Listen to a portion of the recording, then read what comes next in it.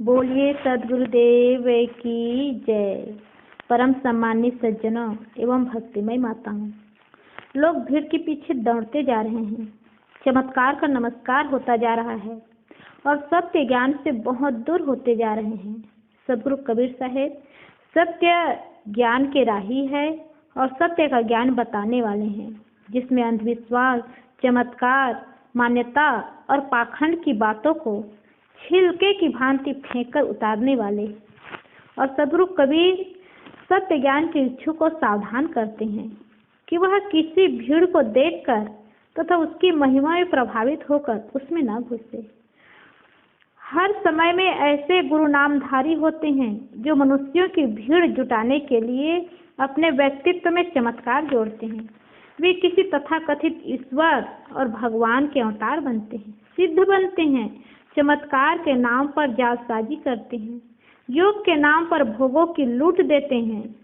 भोगों की लूट देते हुए वे हजार हजार झूठी झूठी बातें गढ़ गढ़ कर समाज में फैलाते हैं।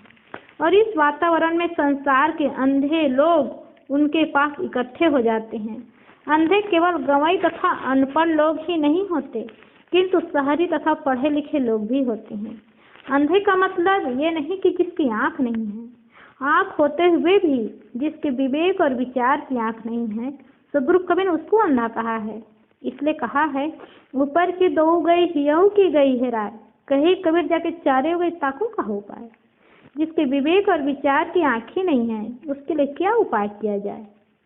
अनपढ़ लोग तो सरल अंधविश्वासी होते हैं, परंतु पढ़े लिखे लोग कैया तथा चतुर अंधविश्वासी होते हैं।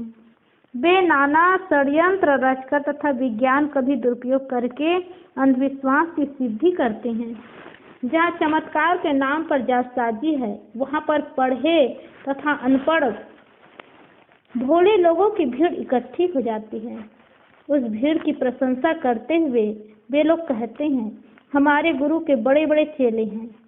सेठ, धनी, डॉक्टर, इंजीनियर, वकील, जज, प्रोफेसर, कुलपति, राजनेता, मंत्री, विद्वान, पंडित आदि उनके अनुगामी हैं। परंतु क्या धनी, पढ़े लिखे लोग और राजनेता के किसी शिष्य हो जाने से उसकी महत्ता बढ़ जाती है?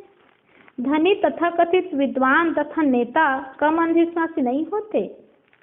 अतएव किसी गुरु नामधारी के पास मनुष्यों की बड़ी भीड़ देखकर उसमें मोहित न होना चाहिए, किंतु अपने विवेक की आंखें खोलकर सत्य असत्य समझने की चेष्टा करना चाहिए। जहाँ ज्यादा धोखाधड़ी होती है वहीं ज्यादा भीड़ होती है।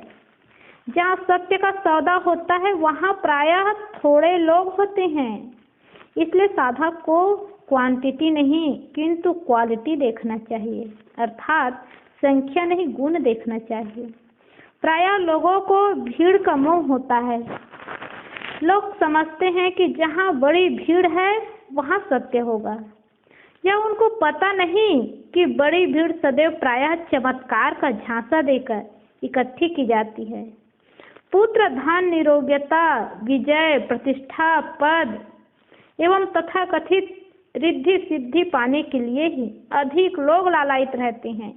इसमें पढ़े लिखे और अनपढ़ की बात नहीं, जो बड़े बड़े रिद्धि सिद्धि की बात वो बड़े बड़े लोग ही करते हैं। और इन सकामियों को धूर्त लोग झूठे चमत्कार का झांसा देकर फंसा लेते हैं।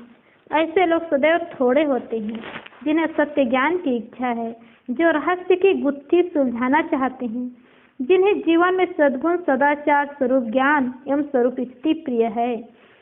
अतएव सदगुरु कबीर साहब कहते हैं कि हे सत्य के इच्छुक, तुम भीड़ के मुंह में न पड़ना, भीड़ में न घुसना। यदि तुम सत्य का बोध चाहते हो तो विवेकवान गुरु की खोज करना। धंधेबाज गुरुओं की एक मुख्य पहचान यह भी होती है कि उनके यहाँ बाघ, गधा और गाय एक साथ एक ही खेत में चरते हैं, अर्थात वहाँ पर सदाचार, दुराचार, भोग, योग, जड़ चेतन, खाद्य खाद्य, कर्तव्य कर्तव्य किसी का विवेक नहीं होता। ऐसे समाज में सब समय सब लोग मुक्त ही होते हैं, चाहे वे जैसा भी व्यवहार करते हो। ऐसे सस्ते नुक्खे में भीड़ इकट्ठी होती ही है। सदगुरु कहते हैं कि ऐसी भीड़ से सदैव बचो। पढ़ा लिखा समाज, धनी समाज तथा कथित उच्च वर्ण एवं उच्च वर्ग का समाज, सत्य इच्छुक को इन सब का भी मोह नहीं करना चाहिए। जिसे सत्य ज्ञान का मोती चाहिए वह सारे मोह को छोड़कर केवल सत्य का खोजी हो। सत्य निर्णय चाहे बड़े समाज से जुड़कर मिले या छोटे समाज से जुड़कर मिले, तथा कथित उच्च वर्ग से जुड़कर या निम्न कहे जाने वाले समाज से जुड़कर हो, विद्वान कहे जाने वाले समाज से जुड़कर या अपढ़ कहे जाने वाले समाज से जुड़कर मिले, वही उपासनीय है, वही सेवनीय है। वह अंजन किस काम का जिससे आंखें फूट जाए? वह समाज वर्ग एवं भीड़ किस काम का जिसमें सत्य ज्ञान न मिलकर भटकाव मिलता है? काम तो आता है कुआं, नदी का पानी, समुद्र लेकर क्या करेंगे? कुआं कितना छोटा होता है, लेकिन कुएं के पानी का रोज उपयोग किया जाता है पानी पीने के लिए। समुद्र चाहे कितना विशाल हो, कितना बड़ा हो, लेकिन उसका पानी रोज पीने के लिए नहीं लाया जा सकता।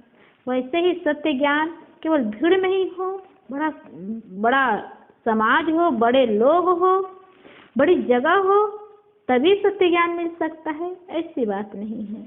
छोटी जगह में भी मिल सकता है। ये भी जरूर नहीं कि छोटी ही जगह में सत्य ज्ञान मिलेगा। चाहे बड़ी जगह हो चाहे छोटी जगह हो, लेकिन सत्य ज्ञान मिलना ये बड़ी बात है।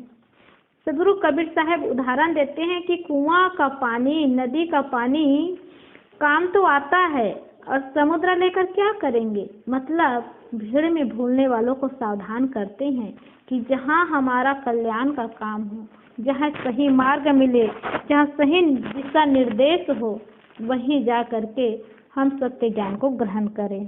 सत्य ज्ञान क्या है? मैं कौन हूँ? जगत क्या है? मेरा स्वरूप क्या है? मेरी स्थिति क्या है? इस सारे ज्ञान को प्राप्त करना ही सत्य ज्ञान होता है। मैं कौन हूँ? मैं शुद्ध चेतन आत्मा हूँ। जगत क्या है? जगत जड़ तत्वों का संयोग है। मेरा स्वरूप क्या है? मेरा स्वरूप तो ज्ञान स्वरूप है। और मेरी स्थिति क्या है? उस ज्ञान स्वरूप में स्थित होना, यही अपनी स्थिति है। हम बाहर चाहे जितना भाग ले, जितना दौड़ जाए, लेकिन जब तक अपनी स्थिति में नहीं पहुंचेंगे तब तक सही शांति नहीं मिल सकती है। इसलिए बाहर की चीज पा करके सुविधा पा सकते हैं, अल्प सुख मिल सकता है, लेकिन हमें शांति नहीं मिल सकती।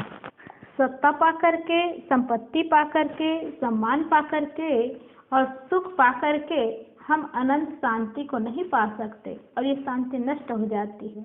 इसलिए शांति को प्राप्त करना है तो भौतिक प्राणी पदार्थों को पा करके हम न भूले, सत्य ज्ञान को प्राप्त करें और सत्य रहनी में रहे, तभी जीवन सही स्थिति में पहुंच सकती है, जीवन शांतिमय बन सकता है और सारे अंधविश्वास, भटकाव और चमत्कार से हम दूर हो सकते हैं। बोलिए सद्गुरुदेव की जय।